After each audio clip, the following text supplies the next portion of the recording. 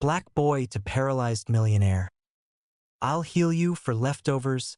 She laughs. Then everything changes. The Delacroix estate wasn't just large, it was impossibly large, the kind of place you didn't walk through, you journeyed through. Iron gates stretched like ribs of some ancient, sleeping beast, and the gravel driveway, meticulously lined with imported pines, spiraled for what felt like miles before it revealed the house. A pale, solemn mansion that stood like it had forgotten how to smile. Inside, behind polished glass doors and corridors that echoed even the softest footsteps, lived Isabelle Delacroix, the woman the city once called the Iron Swan. Once a Wall Street legend, a philanthropist, a guest of presidents and pop stars alike, now reduced to something barely human. A woman locked inside her own body, paralyzed from the chest down after the accident. The one the papers called freak. But her enemies whispered was karma. She had fired every physical therapist that dared look at her with pity. Hired, then exiled. A parade of doctors, alternative healers, acupuncturists, and even one Reiki master who claimed he could rebalance her cosmic axis. Her mansion was quiet now, save for the humming of machines and the click of her custom wheelchair. She didn't believe in miracles anymore, and she certainly didn't believe in children. So when the housekeeper, Carmen, nervously introduced a boy, not more than 12, standing awkwardly in the sunroom with a torn hoodie and scuffed sneakers, Isabelle nearly wheeled herself out. "He's helping me in the kitchen sometimes," Carmen said, fiddling with her bracelet, avoiding Isabel's stare. The boy didn't speak. He just looked around like someone entering a museum where he didn't belong. His eyes, dark and curious, scanned every sculpture, every expensive piece of glassware, but without greed. More like calculation. "And," Isabelle said coldly. Carmen cleared her throat. "He said he wants to see you, said he can help." That made Isabelle laugh for the first time in months. It wasn't joy. It was barked, dry disbelief. "Help me?" she said, her voice sharp. "Does he have a magic bean? A wand? Or perhaps a degree in spinal surgery tucked under that sweatshirt?" But the boy, to her surprise, didn't flinch. He stepped forward, hands in his pockets, and said in a voice steadier than any child his age had a right to own, "No magic, just hands, and something my grandma taught me." Isabelle stared at him. He looked straight back. It was unnerving. "Let me guess," she said. "You're going to lay hands on me and I'll walk by Thursday?" He shrugged. "Maybe. Depends if you're ready." This time she didn't laugh. She just narrowed her eyes. "And what's your price, Prophet?" The boy glanced at Carmen, then down at the marble floor. "Leftovers," he said. "Just whatever you were going to throw away." That night, Isabelle stared at the ceiling, unable to sleep. Her body felt like a cage, her thoughts the only things still free.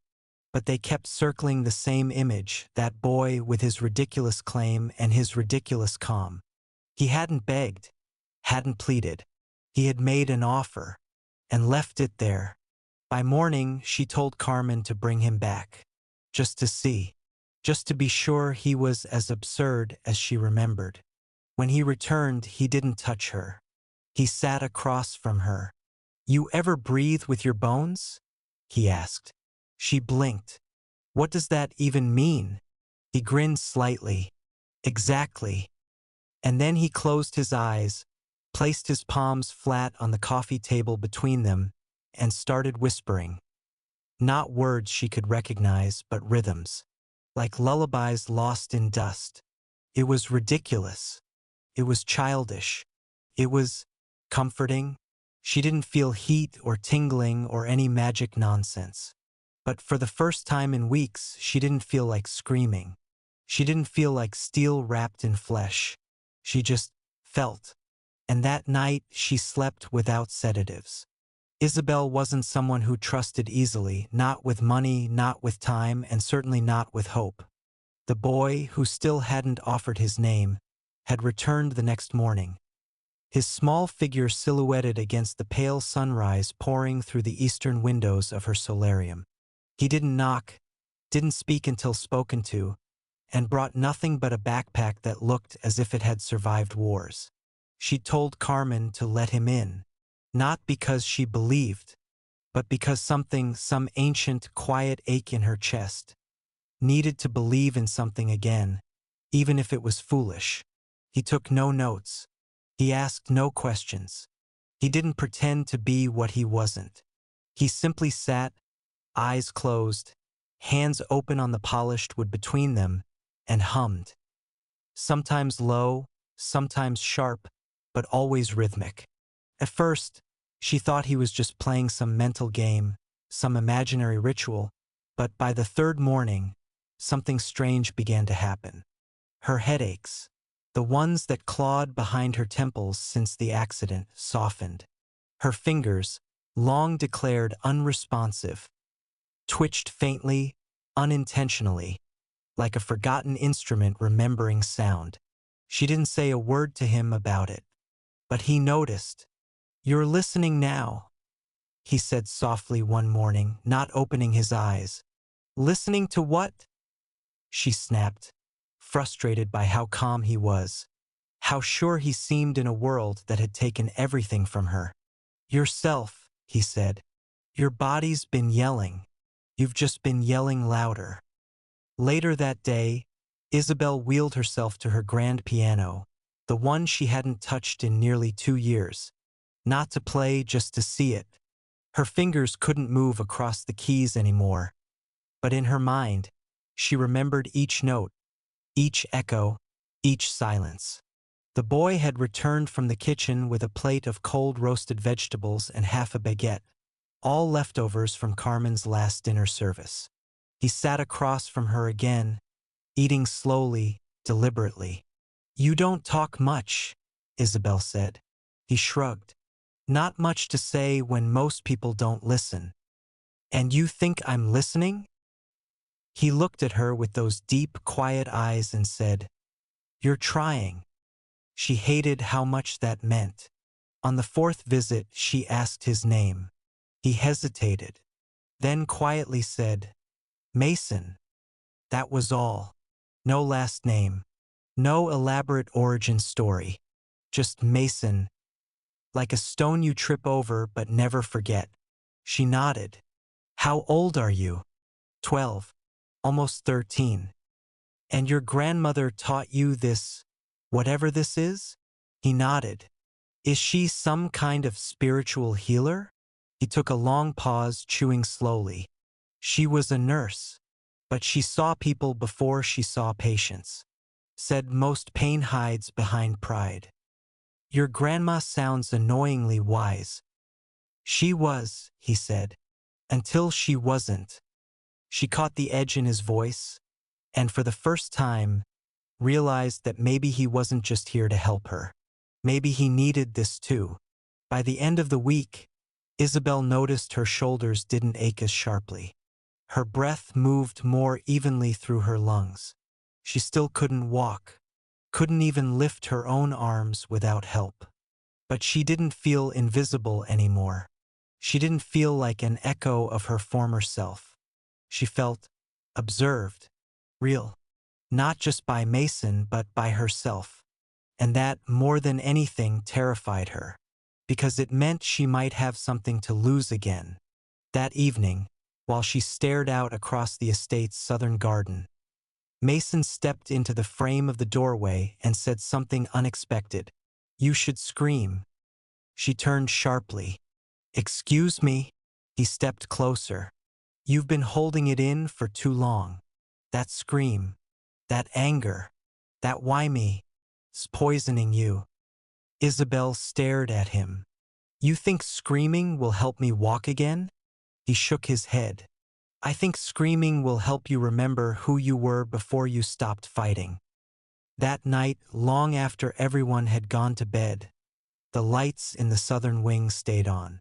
and from behind the thick velvet curtains of her room came a long, quiet, trembling scream. Not of pain, not of grief, but of a woman digging through rubble, looking for herself. The following Monday, something changed. Not something dramatic. Not the kind of moment a doctor would chart or an X-ray would capture. But Isabel felt it before she could name it. A shift in how the world sat inside her. She wasn't lighter. The wheelchair still creaked beneath her, and her fingers still refused to play even the first notes of Debussy. But the silence inside her, that suffocating, bitter hush, had cracked. It started when Mason placed an old metal tin on the table between them. It was dented, rusted on the edges, and smelled faintly of menthol and lavender. "What's that?" she asked, raising an eyebrow. "My grandma's ointment," Mason replied, unscrewing the lid. "She made it for sore joints. Said it also helps wake up things that forgot how to feel." Isabel leaned forward slightly, skeptically sniffing the mix. "It smells like a nursing home." "It smells like hope," Mason said, grinning as he gently rubbed a dab between her index finger and thumb. The very fingers she hadn't felt since the car accident. "Nothing's happening," she murmured flatly, watching him closely. "Wait," he said softly, still massaging her hand like it was sacred. She wanted to scoff, but then something shimmered through her wrist. Not heat, not pain, but something else. Something alive. "I felt that," she whispered. Mason didn't look up. "That's your body remembering." That evening, Isabel asked Carmen to move her armchair closer to the fireplace. The fire hadn't been lit in months, but something about the room, the warmth, the shadows, felt almost human again. She sat there in silence until Mason appeared at her side, holding a worn notebook with scribbled pages. "What's that?" she asked. "My journal," he said. "It's full of people I've helped. Not just you." She raised an eyebrow. 12-year-olds keep healing journals now? He laughed, and for the first time it wasn't restrained. "Only the strange ones." He opened the book and showed her pages filled with diagrams, quotes from his grandmother, drawings of pressure points and energy lines, and most strikingly names. Real names. "I helped my neighbor walk again after his hip surgery," he said. "Took 6 weeks." "Anyone else?" "My cousin had a stutter. It's almost gone." "And you're not charging anyone?" "No," he said, "but I always ask for something in return." Isabel smirked. "Let me guess. Leftovers." He shook his head. "Stories." That word hit her unexpectedly. "Why stories?" she asked. "Because people forget themselves when they're hurting. Their stories remind them they're still in there." The next morning, Isabel asked him, cautiously, "Do you want to hear mine?" Mason sat cross-legged on the carpet, waiting. She hesitated, her voice brittle at first. But soon it spilled. Her childhood in a strict French household, her rise in finance, how men underestimated her until she bought out half their firms, how love had always been secondary, until it wasn't, until one man changed that, until one accident stole everything. She didn't cry, but Mason listened like each sentence was a thread in a tapestry he already knew how to stitch. When she finished, the room felt sacred, like they were sitting inside something bigger than either of them. "Thank you," Mason said quietly. "That's worth more than any leftovers." That evening, Isabel looked at herself in the mirror for the first time in months. Not at the chair, not at the scars, but at herself. Her reflection wasn't just a reminder of what she'd lost. It was proof she was still here. And for the first time, she began to wonder if Mason had come to heal more than her body. Perhaps, just perhaps, he was here to help her remember who she'd been all along. By the end of the second week, Something extraordinary was happening in Isabel's world. Not in the grand, miraculous way that movies so often promise, but in a quieter, more terrifyingly real manner. She had begun to feel things. A tingle in the bottom of her feet when Mason brushed a warm compress across her calves. A spark of heat rising up her spine when he guided her breathing, urging her to inhale not just with her chest but with her will. A soft flicker in the fingers of her right hand when he played the notes of her favorite nocturne on her old piano, fumbling through wrong chords with a humility that both annoyed and touched her. These weren't coincidences, and she couldn't write them off as placebo anymore. One morning, just as golden light spilled across the kitchen tiles, Isabel asked a question that had been circling her thoughts for days. "Mason, how do you know all this? You're 12. He shrugged and took a sip of lukewarm cocoa. "When you watch people long enough, you learn what hurts and what helps. Grandma used to say most folks only see what's loud. The anger, the sadness, the silence. But healing comes from noticing what's quiet." She looked at him for a long time, searching his face. "You ever think you're just special?" "No," he said plainly. "I think I care. That's rarer." The real shift came on a Wednesday. Carmen was out running errands, the house unusually quiet. Mason had just returned from his afternoon walk. Barefoot again, he claimed it helped him listen to the ground. Isabel sat in the solarium, staring at the same spot on the ceiling she had memorized in her darkest days. It had been the last thing she saw before being taken to surgery.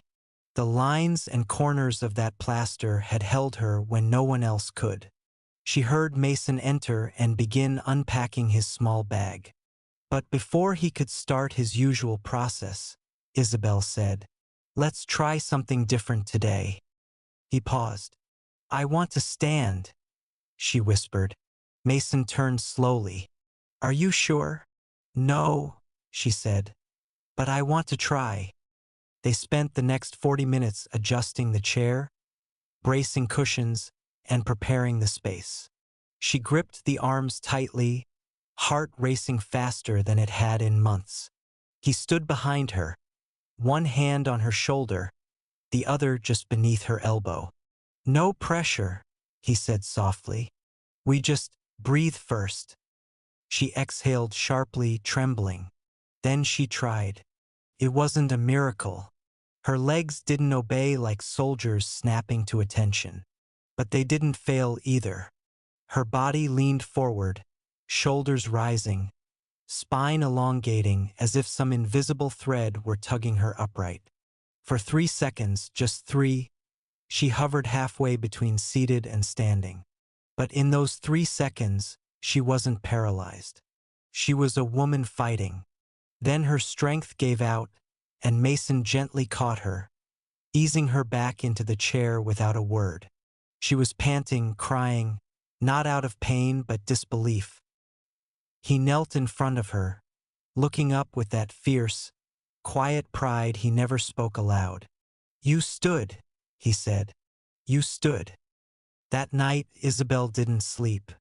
She stared at the stars through the high windows of her bedroom, gripping the edge of her blanket with fingertips that no longer felt like strangers. She remembered a quote from her grandmother's diary. "Some people survive, others decide to live." She finally understood the difference. The next morning, as the first light broke the horizon, she met Mason in the foyer, unprompted. Hair combed, dress chosen with intention, lipstick painted not for anyone else but for the mirror. "You're early," he said. "I'm ready." "For what?" She looked out the window, toward the road that led out of her estate and into the world she had shut out. "To take my story back." It began as a whisper. At first, it was just Carmen who noticed. Then the gardener. Then the private nurse who came every second Friday. Word spread quietly but quickly that something impossible was unfolding behind the tall iron gates of the Delacroix estate. On a bright Sunday morning, Isabel stood unaided for 9 full seconds. No braces, no chair, just her, trembling, jaw clenched, and eyes wide with wonder. Mason had not said a word when it happened. He simply stood a few feet away, hands at his sides, nodding slowly, like a musician watching a symphony finally play itself. Days turned into moments she couldn't describe, moments of progress, but more importantly, moments of rediscovery. She began walking again, 2 steps at a time, clutching the walls at first, then Mason's shoulder, then nothing at all. But what truly shocked her wasn't just her recovery. It was the joy. She caught herself laughing at the ridiculous way he slurped noodles, smiling when he mumbled to himself while writing in his strange, childlike healing journal, feeling her face flush when he called her strong, like it was a permanent part of her name. One afternoon, Isabel brought out her grand piano, not just to look at it, but to play. She sat, placed her fingers on the keys, and though her movements were shaky, the sound that emerged was real. Not perfect, not practiced, but hers. Mason stood in the doorway, arms folded. "Music sounds better when you believe you deserve to hear it," he said quietly. She stopped, turned to him. "You know," she said slowly, "you came to heal me, but I think you've undone something worse." He tilted his head. "What?" "My silence." 2 days later, journalists waited outside her gate. A photo had gone viral. Isabel, standing on her terrace, her hand on Mason's shoulder, both of them laughing under the spring sun. When asked by a news anchor how it happened, she didn't mention stem cells or surgeries or cutting-edge procedures. She said, "A boy asked for my leftovers. I gave him food and he gave me back my soul." The world was stunned.